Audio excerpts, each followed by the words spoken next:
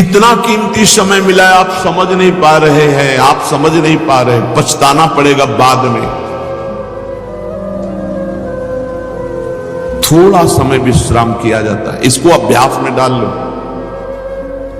कई वर्ष हो गए मध्याह्न में विश्राम नहीं, नींद का नहीं, थोड़ा शरीर स्वस्थ होने का, लेट जाना फिर बैठ जाना, फिर टहलना, फिर लेट जाना बैठ जाना, नींद का नहीं। रात्रि में 4 घंटे इसको लेटने के लिए देते हैं बस, बीमार स्थिति में। शायद बीमारी ना होती तो पद्मासन में इसको हम विश्राम देते, पर अब पद्मासन लगा नहीं सकते। शरीर सुख आराम त्याग किए बिना भगवत मार्ग में कोई भी विजितात्मा नहीं हो सकता। रगड़ो, इस शरीर को रगड़ो, हाथ में माला है या काउंटर, टहल रहे हैं, जब नींद आ रही टहल रहे हैं, सिर्फ 4-5 घंटे शयन के लिए दीजिए। क्या कर पाओगे आगे? यही अवस्थाएं हैं, नवयुवक अवस्था। इसी पर विजय प्राप्त करो, नींद आदि पर, भोजन पर, नींद पर। जानबूझकर 1-2 दिन भोजन छोड़कर भजन पड़े नहीं रहना, कोई जान न पावे कि आप भोजन नहीं किए। पूरी दिनचर्या ज्यों की त्यों होनी चाहिए। जिद्दी स्वभाव, परमार्थ के पथिक का जिद्दी स्वभाव, आराम त्यागी स्वभाव। और शरीर को जैसा बना लो प्रभु वैसे ही है, इसमें जड़ है, कोई अंतर नहीं पड़ता है। रात में सो, दिन में 4 घंटा सोने का अभ्यास बना लो, दिन में सोते रहो। अभ्यास है, चाहे जगने का बना लो चाहे सोने का। आधा कवल रोज बढ़ाते चले जाओ, भोजन आते फैलती चली जाएंगी। आधा कवल रोज कम करते चले जाओ। 24 घंटे में 400 ग्राम अन्न से स्वस्थ शरीर का पोषण हो जाएगा और वो क्रियाशील रहेगा। 400 ग्राम अन्न से काहे को बर्बाद कर रहे हो? आते बढ़ाते चले जा रहे हो, इसको कम करो, कम करो। भोजन 400 ग्राम अन्न से काम चल जाएगा। जिसे भगवत प्राप्ति के बिना जिया नहीं जा रहा, तब भगवत प्राप्ति होती। ये शरीर सुख आराम के त्यागने की, हमें बहुत समय बर्बाद मत करो, समय बर्बाद मत। भोजन कर रहे हो, नाम जब चल रहा है, अंदर पद चल रहा है, कोई भी भोग तुम्हें नहीं फंसा सकता यदि भगवान नाम चल रहा है। समझी नहीं? भगवान नाम नहीं जप करना, बस मन मानी आचरण करना है। बड़ी भारी आवश्यकता है शरीर सुख आराम के मिटाने की साधक को। जीवन भर इसी में लगे रहे, जीवन भर। जब से इस मार्ग में चले तो इसी पर नींद और भूख, 2 पर भारी प्रहार रहा है, नींद और भूख। तो भगवान की कृपा से ऐसा, अब तो बहुत भारी रोग से ग्रसित है।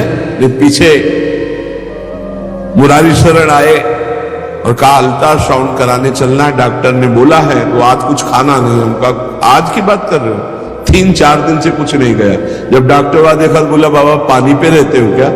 जो वैसे किया, जानबूझ करके मधुकरी नहीं जाना, 3-4 दिन नहीं पाना। अब देखते हैं भजन कैसे होता है। और यह अभ्यास बचपन से, भूखे रह करके, सर्दी में, गर्मी में, बीमारी में, हर स्थिति में भजन नहीं छूटना, दिनचर्या नहीं छूटनी। शयन में जो तुम्हें सुख मिलता है वो तमोगुणी नींद का है। जागृत होकर भजन में अगर समय व्यतीत कर दो, हाँ, जीवन आनंद में। शरीर सुख आराम को नष्ट करने की जरूरत है साधक को। दिन में सोना बंद करो। जो रात्रि में जगते हैं वो सो सकते हैं आधा टाइम, सोने का टाइम 4 घंटे तो 2 घंटे विश्राम कर लो।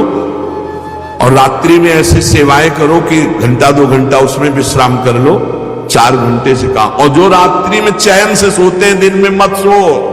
दिन में टहलो, माला लो और अपने ही कमरे में टहलो, बंद करके कमरा, अपने ही अंदर टहलो, खूब नाम जप करो, मंत्र जप करो। देखो कैसा आनंद आता है कि अरे तेरा समय जा रहा है, पता नहीं आगे कौन सा रोग आ जाएगा, कौन सी घटना घट जाएगी, तू भजन करने लायक रहे या न रहे।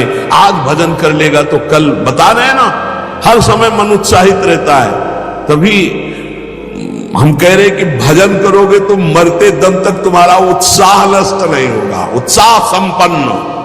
कितना आनंद रहता है। मन से भगवत आराधना शुरू हो जाती है, मन से पाठ शुरू हो जाता है, मन से परिक्रमा शुरू हो जाती है। हमें लगना है, आराम शब्द जीवन में नहीं। सीधी बात समझो, जब तक भगवत प्राप्ति नहीं तब तक आराम नहीं। राम काज कीन्हे बिनु मोहि कहां विश्राम। बिल्कुल जिद्दी स्वभाव बनाना पड़ेगा। शरीर आलस्य, प्रमाद, भोग, नाना प्रकार की खान पान सामग्री, तो भगवान कहते हैं फिर मेरी प्राप्ति है।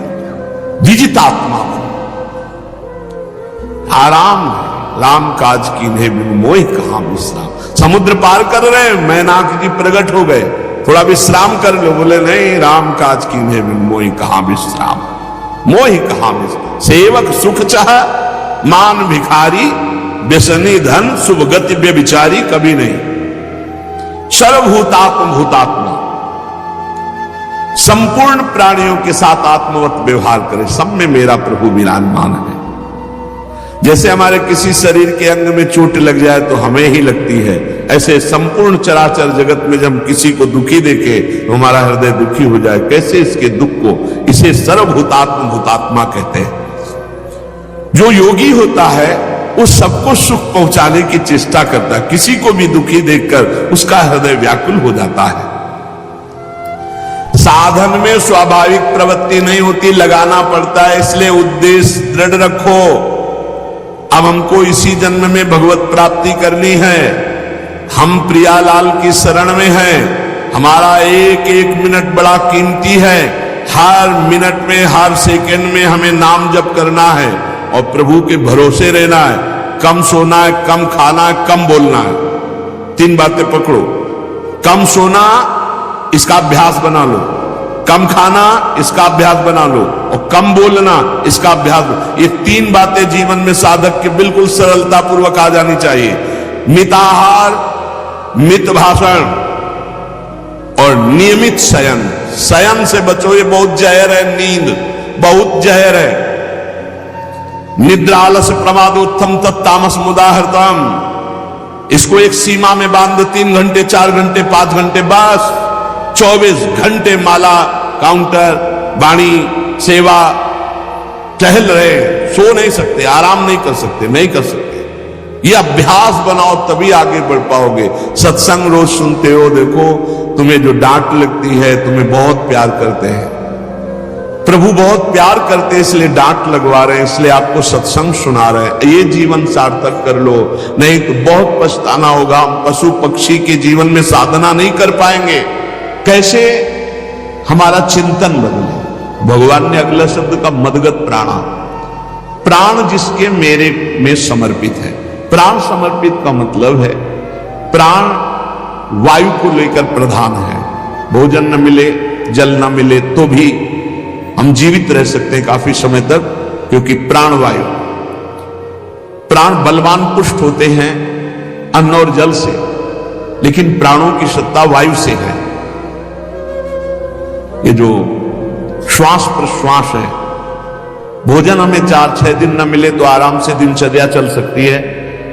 पानी 8-10 दिन न मिले तो भी दिनचर्या चल सकती है, ऐसा नहीं कि मर जाएंगे। लेकिन 2 मिनट वायु ना मिले तो मर जाएंगे। 2 मिनट वायु ना मिले तो प्राण नष्ट। प्राण का सीधा संबंध वायु श्वासों से है, और प्रभु को प्राण समर्पित करने का मतलब हर श्वास नाम जप करना। मदगत प्राणा, हम पानी भी पिएंगे, भोजन भी पाएंगे तो प्रभु को समर्पित करके, और हर श्वास नाम जप करेंगे तो ये मदगत प्राणा होगा।